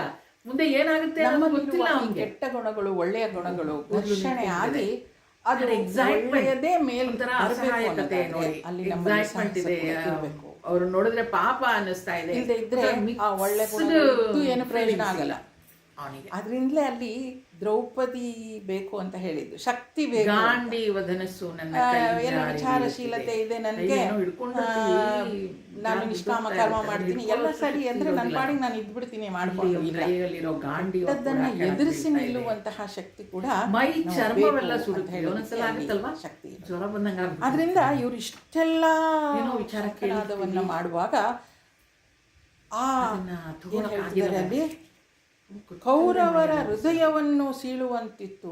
ಆ ಕೌರವರ ಹೃದಯದಲ್ಲಿ ಯಾವಾಗ ಭಯವನ್ನು ಹುಟ್ಟಿಸುವಾಗಿತ್ತು, ಶಕ್ತಿಯನ್ನು ಬಿಲ್ಲ ನಮ್ಮಲ್ಲಿ ಜ್ಞಾನ ಎಲ್ಲ ಹೊರಟೋಗಿರೋದು. ಪರಿಶಕ ಓದ್ತಿದ್ದಾರೆ, ಕೆಟ್ಟವರು ಓದ್ತಿಲ್ಲ ಅಂತಿಲ್ಲ, ಎಲ್ಲರೂ ಓದ್ತಾ ಇದ್ದಾರೆ ಅಲ್ಲಿ. ಅದು ಕೌರವರು ಇದೆ. ನನಗೆ ಅಲುಪು ಬರಬೇಕು ಅಂದ್ರೆ ಒಳ್ಳೇದು ಜೋರಾಗಿ ಶಬ್ದ ಮಾಡಬೇಕು. ಯಾಕಂದ್ರೆ ಆ ಒಳ್ಳೆತನಕ್ಕೆ ಅದನ್ನ ನಿಂತ್ಕೊಳ್ಳೋಕ್ಕೂ ಆಗೋದಿಲ್ಲ. ಅದು ಒಳ್ಳೆತನಕ್ಕೆ ಅದನ್ನ ಅದಿಬಿಡುವಷ್ಟು ಶಕ್ತಿ ಇರಲ್ಲ. ಇಲ್ಲ ಬಿಡು ನಾವು ಯಾಕೆ ಅದನ್ನೆಲ್ಲ ಮಾಡಬೇಕು, ಭಗವಂತ ಇದನ್ನೇ ನೋಡ್ಕೊಳ್ತಾನೆ. ಹೌದಾ, ಒಳ್ಳೇದು. ಒಂದು ಟೋಟಲ್ ಸರೆಂಡರ್ ಆಗಬೇಕು. ಡಿಸ್ಟರ್ಬೆನ್ಸ್ ಮಾಡ್ಕೊಳ್ಳೇಬಾರ್ದು. ಮಾಡ್ತಿದ್ದಾರೆ, ನಾ ಭಗವಂತ ನೋಡ್ಕೊಳ್ತಾರೆ. ಪೂರ್ತಿ ಬಿಟ್ಬಿಡ್ಬೇಕು. ನಾವು ಮನಸ್ಸಿನಲ್ಲಿ ಅದಕ್ಕೆ ಆಗಲ್ವಾ? ಕೆಟ್ಟದ್ದು ನಡೀತಾ ಇದೆ, ಅದನ್ನ ಅಪೋಸ್ ಮಾಡುವಷ್ಟು ಶಕ್ತಿ ಭ್ರಮಿತನಾಗ್ಬಿಟ್ಟಿದ್ದೀನಿ ಅಂತ ಹೇಳುತ್ತೆ. I am not able to take any decision. ಹಾಗಾಗಿ ಇಲ್ಲಿ ಕೌರವರ ಹೃದಯವನ್ನು ಸೀಳುವಂತಿತ್ತು ಮತ್ತು ಸ್ವರ್ಗವನ್ನು ಭೂಮಿಯನ್ನು ವ್ಯಾಪಿಸಿ ನೋಡಿ 7 ರೀತಿಯ ಭೂಮಿಯಲ್ಲಿ ಅಷ್ಟು ಜೋರಾಗಿ ಏನದು ಶಂಖನಾದ ಆಗ್ತಾ ಇದೆ. ನನ್ನ ಕೈ ಕಾಲುಗಳು ನಡುಗುತ್ತಿವೆ, ನನ್ನ ಬಾಯಿ ಒಣಗುತ್ತಿದೆ, ನನ್ನ ಶರೀರ ಕಂಪಿಸುತ್ತಿದೆ, ನನ್ನ ರೋಮಗಳು ನೆಟ್ಟಗೆ ಇಲ್ಲಿವರೆಗೂ ಪಾಂಡವರು ಗಾಂಡೀವ ಕೈಜಾರಿ ಬೀಳುತ್ತಿವೆ, ಈಗ ಮೈ ಚರ್ಮವೆಲ್ಲ ಸುಡುತ್ತಿದೆ, ನನಗೆ ನಿಲ್ಲಲು ಆಗುತ್ತಿಲ್ಲ ಮತ್ತು ಒಂದ್ಸಲ ಅರ್ಜುನ ಅಂತ ಹೆಸರು ಬಂದ ಭ್ರಮಣೆಯಾದಂತಿದೆ. ಮುಂದಿನ 3 ಶ್ಲೋಕಗಳ ಅವನೇನ್ ಎಲ್ಲ ಒಟ್ಟಿಗೆ ಆಗ್ತಾ ಇದೆ ಅವನಿಗೆ ಭ್ರಮಣೆಯಾದಂತಿದೆ. ಅಥ ವ್ಯವಸ್ಥಿತಾನ್ ದೃಷ್ಟ್ವಾ ಯಾವಾಗ ಧಾರ್ತರಾಷ್ಟ್ರಾನ್ ಕಪಿಧ್ವಜಃ ಪ್ರವೃತ್ತೆ ಶಸ್ತ್ರ ಸಂಪಾತೆ ಧನುರುದ್ಯಮ್ಯ ಪಾಂಡವಃ ಋಷಿಕೇಶಂ ತದಾ ವಾಕ್ಯಂ ಇದಮಾಹಮಹೀಪತೆ. ಯಾವಾಗ ನಾವು ಯುದ್ಧ ಸನ್ನದ್ಧರಾದ ಪುರುಷಾರ್ಥ ಮಾಡಿ ಪ್ರಾರ್ಥನೆಯನ್ನ ಮಾಡೋದು ಒಂದೇ ನಮಗೆ ಕುಮಾರರನ್ನು ನೋಡಿ ಕಪಿಧ್ವಜನಾದ ಅರ್ಜುನನು ಬಹಳ ಬಿಲ್ಲನ್ನು ಎತ್ತಿ ಹಿಡಿದುಕೊಂಡು ಸಣ್ಣ ಕೃಷ್ಣನನ್ನು ಕುರಿತು ಈ ಮಾತು. ದುರ್ಯೋಧನ ಮತ್ತು ಈ ಕುರುಕ್ಷೇತ್ರ ಯುದ್ಧ ಆಗಕ್ ಮೊದಲು ಯಾರೋ ಯುದ್ಧ ಸನ್ನದ್ಧರಾಗಿದ್ದಾರೆ ಕುಮಾರರು ಅಂತ ಹೇಳಿದ್ರಂತೆ. ಆಗ ಆಮೇಲೆ ಕೌರವರಿಗೆ ಸೋಲಾಗ್ತಾ ಇದೆಯಲ್ಲ ಅಂತ ಕೇಳಿದ್ರೆ ಮತ್ತೆ ಹೇಳ್ತಾರಂತೆ. ನಾನು ನೋಡಿದಾಗ ಮೇಲೆ ದುರ್ಯೋಧನನಿಗೆ ಹಾರಾಡ್ತಾ ಇದೆ. ಆದ್ರೆ ಹನುಮಂತ ಆ ಜಾತಕವನ್ನ ತಿದ್ದುತ್ತಾ ಇದ್ದಾನೆ. ಎಲ್ಲ ಗೊತ್ತಿರ್ಬೇಕು, ಆದ್ರೂ ಹೇಳ್ತೀನಿ. ಯಾರು? ಭಗವಂತ ಕೃಷ್ಣ ದುರ್ಯೋಧನನ ಜಾತಕವನ್ನ ತಿದ್ದುತ್ತಾ ಇದ್ದಾನೆ ಅಂತ ಹೇಳಿ. ಚಿರಂಜೀವಿ ದ್ವಾಪರದಲ್ಲಿ ನೋಡಿ, ಬಹಳಷ್ಟು ಮೈಂಡ್ ವೀಕ್ ಆದ ಕೂಡಲೇ ನಾವೇನ್ ಮಾಡ್ತೀವಿ ಒಂದು ಹೇಳಲ್ಲ. ಹೌದು, ಮನಸ್ಸಿಗೆ ಸಮಾಧಾನ ಮಾಡ್ಬೇಕು. ಅರ್ಜುನ ಯಾರಿಗೋ ಯಾವ್ದು ದೇವಸ್ಥಾನಕ್ಕೆ ಕರೆಗೆ ಹೋಗ್ತೀವಿ, ಇಲ್ಲ ಯಾವ್ದೋ ಜ್ಯೋತಿಷಿ ಏನಾಗುತ್ತೆ ಅಂತ ಕೇಳ್ತೀವಿ. ಹನುಮಂತ ಎಲ್ಲ ಕೇಳಿದ್ರು ಕೂಡ ಏನಾಗ್ಬೇಕು ಅದೇ ಆಗುತ್ತೆ. ಅರ್ಜುನ ಕೇಳ್ತಾನಂತೆ ಅಲ್ಲ, ಹನುಮಂತ ಅಂತ ಹೇಳಲ್ಲ, ಅಲ್ಲ. ಯಾವಾಗ ಈ ಮನಸ್ಸು ವೀಕ್ ಆಗೋಗ್ಬಿಡುತ್ತೋ ನಾವ್ ಇದನ್ನೆಲ್ಲ ರಾಮ ಇದ್ರಲ್ಲ, ಅದಕ್ಕೆ ಮನಸ್ಸು ಸ್ಟ್ರಾಂಗ್ ಮಾಡ್ಕೊಳ್ಳೋಕೆ ಏನ್ ಮಾಡೋದು? ನೋಡ್ತಿರೋ ನೋಡ್ಕೊಳ್ಳೋದಿಲ್ವೋ, ಜಾತಕದಲ್ಲಿ ಏನ್ ಬರ್ದಿರುತ್ತೋ ಬರ್ದಿರೋ ಒಟ್ಟು ಏನಾಗ್ಬೇಕು ಹಾಗೆ ಆಗುತ್ತೆ. ಅವ್ರಿಗೆ ಶಕ್ತಿ ಒಂದು ಸೇತುವೆ ಕಟ್ಬಿಡ್ಬೋದಿತ್ತು. ನಾಳೆ ನಿಮ್ಗೆ ಆಕ್ಸಿಡೆಂಟ್ ಆಗೇ ಆಗುತ್ತೆ ಅಂತ ಹೇಳಿದ್ರೆ, ಅಥವಾ ನಿಂಗೆ ಇಂಥ ಕಾಯಿಲೆ ಬರುತ್ತೆ ಅಂತ ಹೇಳಿ ಹನುಮಂತ ಹೇಳ್ತಾನೆ, ಸೇತುವೆ ಅವ್ರಿಗೆ ಕಟ್ಟೋ ಶಕ್ತಿ. ಯಾಕೆಂದ್ರೆ ಕರ್ಮ ಬಾಣಗಳ ಮೇಲೆ ನಡ್ಕೊಂಡು ಹೋಗೋದಕ್ಕೆ ಅಲ್ಲ. ನಾವೆಲ್ಲ ಕಪಿಗಳು ದೈತ್ಯರಾಗಿದ್ವಿ, ನಾವು ಹೋಗಕ್ ಆಗಲ್ಲ ಅಂತ ಪ್ರಾರ್ಥನೆ, ಪುರುಷಾರ್ಥ ಪ್ರಾರ್ಥನೆ. ನನ್ನ ಕೈಗೆ Sriramachandra I will do my best, ಅವರು ಈ ತರ ಮಾಡಿದ್ರು. ನನ್ನ ಕೈ ಏನು ಒಳ್ಳೇದಾಗುತ್ತೋ ಕಪಿ ಸೈನ್ಯ ಹೋಗ್ಬೇಕು, ಅದಕ್ಕೆ ಈ ಕಲ್ಲುಗಳನ್ನೆಲ್ಲ ಶ್ರೀರಾಮ ಅಂತ ಬರ್ಸಿ ಹಾಕಿ ಅದ್ರ ಮೇಲೆ ನಡ್ಕೊಂಡು ಹೋಗೋ ಮಾಡಿದ್ರು ಅಂತ ಹೇಳ್ತಾನೆ. I will do my best, you take care. ಅವನು ಅರ್ಜುನ ಹೇಳ್ತಾನೆ, ಇಲ್ಲ ಇಲ್ಲ, ನಿನ್ನ ನಡ್ಕೊಂಡು ಹೋಗ್ಬೋದು, ಸೇತುವೆಯನ್ನು ಬಾಣಗಳಲ್ಲಿ ಕಟ್ಬೋದು ಅಂದಾಗ ಮಾನಸಿಕವಾಗಿ ಯಾವಾಗ ಒಂದಷ್ಟು ಸೇತುವೆ ನಿರ್ಮಾಣ ಆಗೋಯ್ತು. ಅದರಿಂದಲೇ ಅವನ ಗಾಂಡೀವವನ್ನು ಸುಮ್ಮನೆ ಒಂಚೂರು ಕಾಲು ಇಡ್ತಾನೆ, ಮುರಿದು ಬಿದ್ದು ಹೋಗುತ್ತೆ. ಮುಂದೇನಾಗುತ್ತೆ? ಇದು ಹೇಗೆ ಸಾಧ್ಯ? ಇನ್ನೊಂದ್ಸಲ ಬಿಡ್ತಾನೆ. ಅವಾಗ ಹೇಳ್ತಾನೆ ಹನುಮಂತ, ಆ ಸ್ಥಿತಿಯಲ್ಲಿ ಏನಾದ್ರೂ ನೀನು ಈ ಸಲವೂ ಸರಿಯಾಗಿ ಕಟ್ಟಲಿಲ್ಲ, ಆ ಸೇತುವೆ ಮುರಿದೋಯ್ತು ಅಂದ್ರೆ ನೀನು ಅಗ್ನಿ ಪ್ರವೇಶ ಮಾಡಬೇಕು. ಒಂದು ಪಕ್ಷ ನಿಮಿತ್ತಾನಿ ಚ ಪಶ್ಯಾಮಿ ಪ್ರವೇಶ ಮಾಡ್ತೀನಿ. ವಿಪರೀತಾನಿ ಕೇಶವ ಲೆಟ್ಸ್ ಟ್ರೈ. ನ ಚ ಶ್ರೇಯೋ ಪಶ್ಯಾಮಿ ಹೋಗಿ ಸುಮ್ಮನೆ ಕಾಲಿಡ್ತಾನೆ ಸ್ವಜನಮಾಹವೇ ನ ಕಾಂಕ್ಷೇ ವಿಜಯಂ ಕೃಷ್ಣ ಮುಂದೆ ರಾಜ್ಯಂ ಸುಖಾನಿ ಚ ಕಿಂ ನೋ ರಾಜ್ಯೇನ ಗೋವಿಂದ ಮುದುಕಂತರ ಏನಾಗ್ತಿದೆ. ಈ ತರ ನಮ್ದೊಂದು ಪಂದ್ಯ ಇತ್ತು. ಇವನು ಸೋತಿದ್ದಾನೆ, ಈಗ ಅಗ್ನಿ ಪ್ರವೇಶ ಮಾಡ್ಬೇಕು. ಕೇಶವನೇ, ನನಗೆ ಎಲ್ಲಿದೆ ಸಾಕ್ಷಿ? ಕಾಣುತ್ತಿವೆ ಸಾಕ್ಷಿನೇ ಇಲ್ಲ. ನೀವೇ ಇವಾಗ ಒಳ್ಳೆಯದಾದೀತೆ. ಅರ್ಜುನ ಮತ್ತೆ ಬಾಣ ಬಿಟ್ಟು ಸೇತುವೆಯನ್ನು ಕಟ್ತಾನೆ.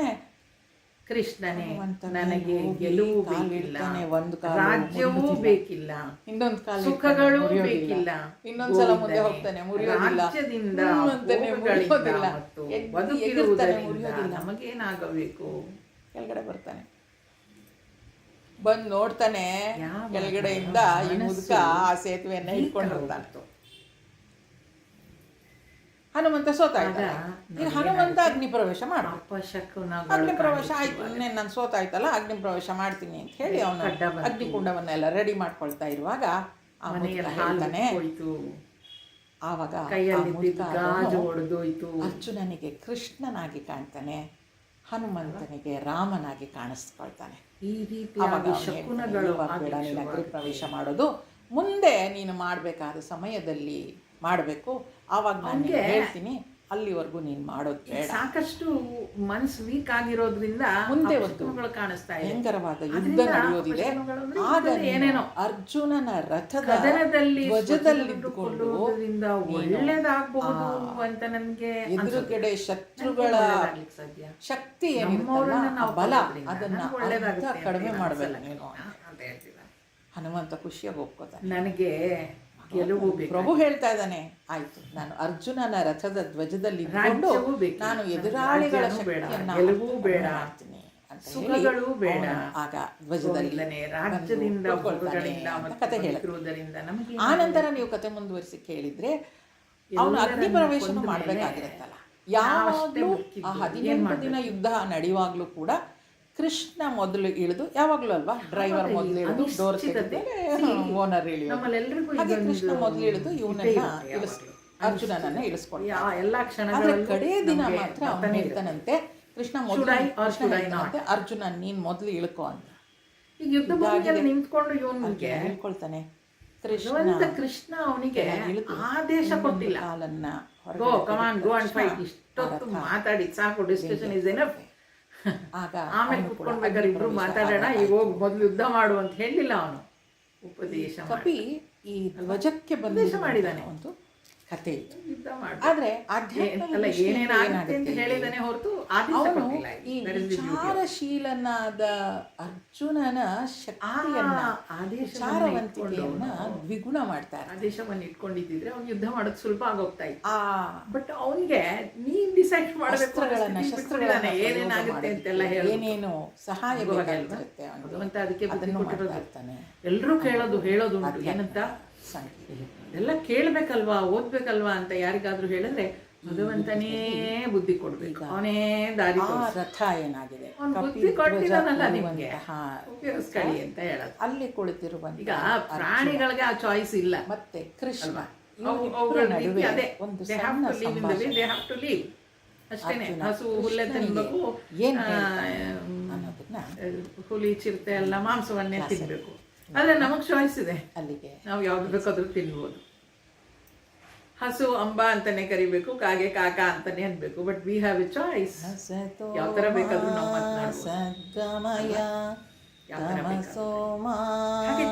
ಕೊಟ್ಟಿರೋದ್ರಿಂದ ನಮಗ್ ಜವಾಬ್ದಾರಿ ಜಾಸ್ತಿ. ಇಲ್ಲಿ ಅವನು ಕನ್ಫ್ಯೂಸ್ ಆಗ್ಬಿಟ್ಟಿದ್ದಾನೆ. ಎಲ್ಲರೂ ನಮ್ do or not to do ಅನ್ನೋ ಕನ್ಫ್ಯೂಷನ್ ಬಹಳ ಇರುತ್ತೆ. ಆ ಆಂಬಿಗ್ವಿಟಿಯಲ್ಲಿ ನಮ್ಗೆ ಯಾವಾಗ್ಲೂ ಕಷ್ಟ ಆಗೋದು. ಮಾಡ್ತೀನಿ ಏನಾದ್ರೂ ಆಗ್ಲಿ, ಮುಂದೆ ನೋಡ್ಕೊಳ್ಳೋಣ, ಒಂದ್ ಭಯ ಇರುತ್ತೆ. ಅಯ್ಯೋ ಹೀಗೇನಾದ್ರೂ ಮಾಡ್ಬಿಟ್ರೆ, ಏನಾದ್ರೂ ಆಗ್ಬಿಟ್ರೆ ಅಂತ ಭಯ ಇರುತ್ತೆ. ಮಾಡೋಣ ಫಸ್ಟ್. ಮಾಡೋಣ, let us take the decision, ಮಾಡೋಣ. ಮಾಡದೇ ಇರೋದಕ್ಕಿಂತ ಮಾಡೋದು ಒಳ್ಳೇದಂತೆ. ಯಾರಿಗೂ ಏನೋ ಸಹಾಯ ಮಾಡಬೇಕು ಅಂತ ಅಂದ್ಕೊಂಡಿರ್ತೀವಿ. ಅಯ್ಯೋ ಮಾಡಿಬಿಟ್ರೆ ಆಮೇಲೆ ಅವ್ರೇನು ಅನ್ಕೋತಾರೋ, ಅವ್ರ ಕಡೆಯವರೆಲ್ಲ ಏನು ಅನ್ಕೋತಾರೋ ಏನೋ, ಅವ್ರಿಗೆ ಇನ್ಸಲ್ಟ್ ಆಗುತ್ತೋ ಏನೋ. ಈ ಆಂಬಿಗ್ಯೂಟಿಯಲ್ಲಿ ಮಾಡೋಕ್ಕಿಷ್ಟ ಆದರೆ ಕಷ್ಟ, ಮಾಡಬೇಕೋ ಬೇಡವೋ ಅನ್ನೋ ಆಂಬಿಗ್ಯೂಟಿಲಿ ಇರ್ತೀವಿ. ಶಾಸ್ತ್ರ ಹೇಳುತ್ತೆ, ನೀವು ಮಾಡಬೇಕು ಅಂತಂದ್ರೆ ಒಳ್ಳೆ ಮನಸ್ಸಿಂದ ಮಾಡು, ಒಳ್ಳೇದಾಗುತ್ತದು ಅಂತ. ಸೊ ಈ ಆಂಬಿಗ್ಯೂಟಿಯಲ್ಲಿ ಇದ್ದಾಗ ಯಾವಾಗಲೂ ಕಷ್ಟ ನಮಗೆ. To do or not to do, to do or not. ಇಲ್ಲ ನಾನು ಮಾಡಲ್ಲ, ಗಟ್ಟಿ ಮನಸ್ಸು ಮಾಡಿ ಕೂತ್ಕೊಂಡ್ಬಿಡೋಣ, that is also fine. Decision ತೊಗೊಂಡ್ಬಿಡ್ಬೇಕು. ಇಲ್ಲಿ ಇವ್ರಿಗೆ ಅದೇ ಆಗ್ತಾ ಇರೋದು. ಯುದ್ಧ ಭೂಮಿಯಾಗಿ ಬಂದಿದ್ದಾನೆ, ಯುದ್ಧ ಮಾಡಬೇಕು ಅವನು, ಆದರೆ ಮಾಡಬಾರ್ದು ಅನ್ನಿಸ್ತಾ ಇದೆ. ಅವ್ನು ಡಿಸೈಡ್ ಮಾಡಿಬಿಟ್ಟಿದ್ರೆ ನಾನು ಮಾಡೋದೇ ಇಲ್ಲ ಅಥವಾ ಹೊರಟೋಗ್ಬಿಡ್ಬೋದಿತ್ತು. ಇಲ್ಲ ಮಾಡ್ತೀನಿ, ಮಾಡಬೇಕು ಅಂತ ಇದ್ದರೆ ಮಾಡಿಬಿಡ್ಬೇಕಾಗಿತ್ತು. ಈಗಿನ್ನೂ ಯಾವ ಸ್ಟೇಟಲ್ಲಿದ್ದಾನೆ, ಮನಸ್ಸು ಕೈಕಾಲೆಲ್ಲ ನಡುಗ್ತಾ ಇದೆ, ಎಲ್ಲ ರೀತಿಯಲ್ಲಿ ವೀಕ್ ಹೋಗಿದ್ದಾನೆ, ಅಪಶಕನುಗಳು ಕಾಣಿಸ್ತಾ ಇದೆ. ಕನ್ಫ್ಯೂಸ್ಡ್ ಮೈಂಡಲ್ಲಿ ಯಾವಾಗಲೂ ಇದೇ ಥರ ಆಗೋದು. ಕದನದಲ್ಲಿ ಸ್ವಜನರನ್ನು ಕೊಲ್ಲೋದ್ರಿಂದ ಒಳ್ಳೆಯದಾಗಲ್ಲ. ನಮಗೆ ಇದು ಯಾವುದು ಬೇಡ, ಸುಖ ಅಂದರೆ ಏನು, ಭೋಗನೂ ಬೇಡ, ರಾಜ್ಯನೂ ಬೇಡ, ಏನೂ ಬೇಡ. ನನಗೆ ಬದುಕಿರೋದ್ರಿಂದ ಏನು ಪ್ರಯೋಜನ ಅಂತ ಕೇಳ್ತಾ ಇದ್ದಾನೆ. ಬದುಕಿರೋದ್ರಿಂದ ಏನು ಪ್ರಯೋಜನ ಯೋಚನೆ ಮಾಡಬೇಕು. ನಾವೆಲ್ಲರೂ ಬದುಕಿ ಬಾಳಬೇಕು. ಏನು ಜೀವನದ ಅರ್ಥ, ಏನು ಪ್ರಪಂಚ ಅರ್ಥ ಅಲ್ವಾ? ಅಲ್ಲಿ ಆಧ್ಯಾತ್ಮಿಕದ ಒಂದು ದೃಷ್ಟಿಯನ್ನು ನಾವು ಬೇಡ್ಕೊಳ್ಬೇಕು. ಈ ಕನ್ಫ್ಯೂಷನ್ ನಮಗೆಲ್ಲರಿಗೂ ಇದೆ. ಈ ವೀಕ್ನೆಸ್ ನಮ್ಗೆ ಆವಾಗ ಬರ್ತಾ ಇರುತ್ತೆ. To do or not to do ಅನ್ನೋ ಕ್ವೆಶ್ಚನ್ ಯಾವಾಗಲೂ ಇರುತ್ತೆ. ಇದೆಲ್ಲವೂ ಇದ್ದಾಗ ಏನು ಮಾಡಬೇಕು? ಪುರುಷಾರ್ಥ, ಪ್ರಾರ್ಥನೆ. ನಾವೇನು ಮಾಡಬೇಕು ಅದನ್ನು ಮಾಡಿ ಪ್ರಾರ್ಥನೆಯನ್ನು ಮಾಡಬೇಕು ಅಂತ ಶಾಸ್ತ್ರ ಹೇಳುತ್ತೆ, ಗೀತೆ ಕೂಡ ಹೇಳುತ್ತೆ. ಯಾರಿಗೆ ಈ ಆಂಬಿಗ್ವಿಟಿನೇ ಇಲ್ಲ ಅವರಿಗೆ ಗೀತೆ ಬೇಕಾಗಿಲ್ಲ. ಯಾರಿಗೆ ಈ ಆಂಬಿಗ್ವಿಟಿ ಇದೆ, ಈ ಕನ್ಫ್ಯೂಷನ್ ಇದೆ, ಅವರಿಗೆ ಗೀತೆ ಬೇಕು. ಅದರಿಂದ ಆ ಸ್ಪಷ್ಟತೆಯನ್ನು ಪಡ್ಕೊಳ್ಳೋದಕ್ಕೆ ಗೀತೆಯನ್ನು ಅಧ್ಯಯನ ಮಾಡಬೇಕು ಅಂತ ಹೇಳ್ತಾರೆ. ಒಳ್ಳೆಯದು. ಬದುಕಿರುವುದರಿಂದ ನಮಗೇನಾಗಬೇಕು ಅಂತ ಅಲ್ಲಿ ಅರ್ಜುನ ಕೇಳ್ತಾ ಇದ್ದಾನೆ. ಅದೇ ವಿಚಾರ ನಾವು ಮಾಡೋಣ. ಬದುಕಿರೋದ್ರಿಂದ ನಾವು ಏನು ಮಾಡಬೇಕು, ಬದುಕಿ ಏನು ಸಾಧಿಸಬೇಕು ಅನ್ನೋದನ್ನು ನಾವು ಸ್ವಲ್ಪ ಯೋಚನೆ ಮಾಡೋಣ. ಮತ್ತೆ ಮುಂದುವರಿಸ್ತೀನಿ. ಅಲ್ಲಿಗೆ ನಿಲ್ಲಿಸೋಣ.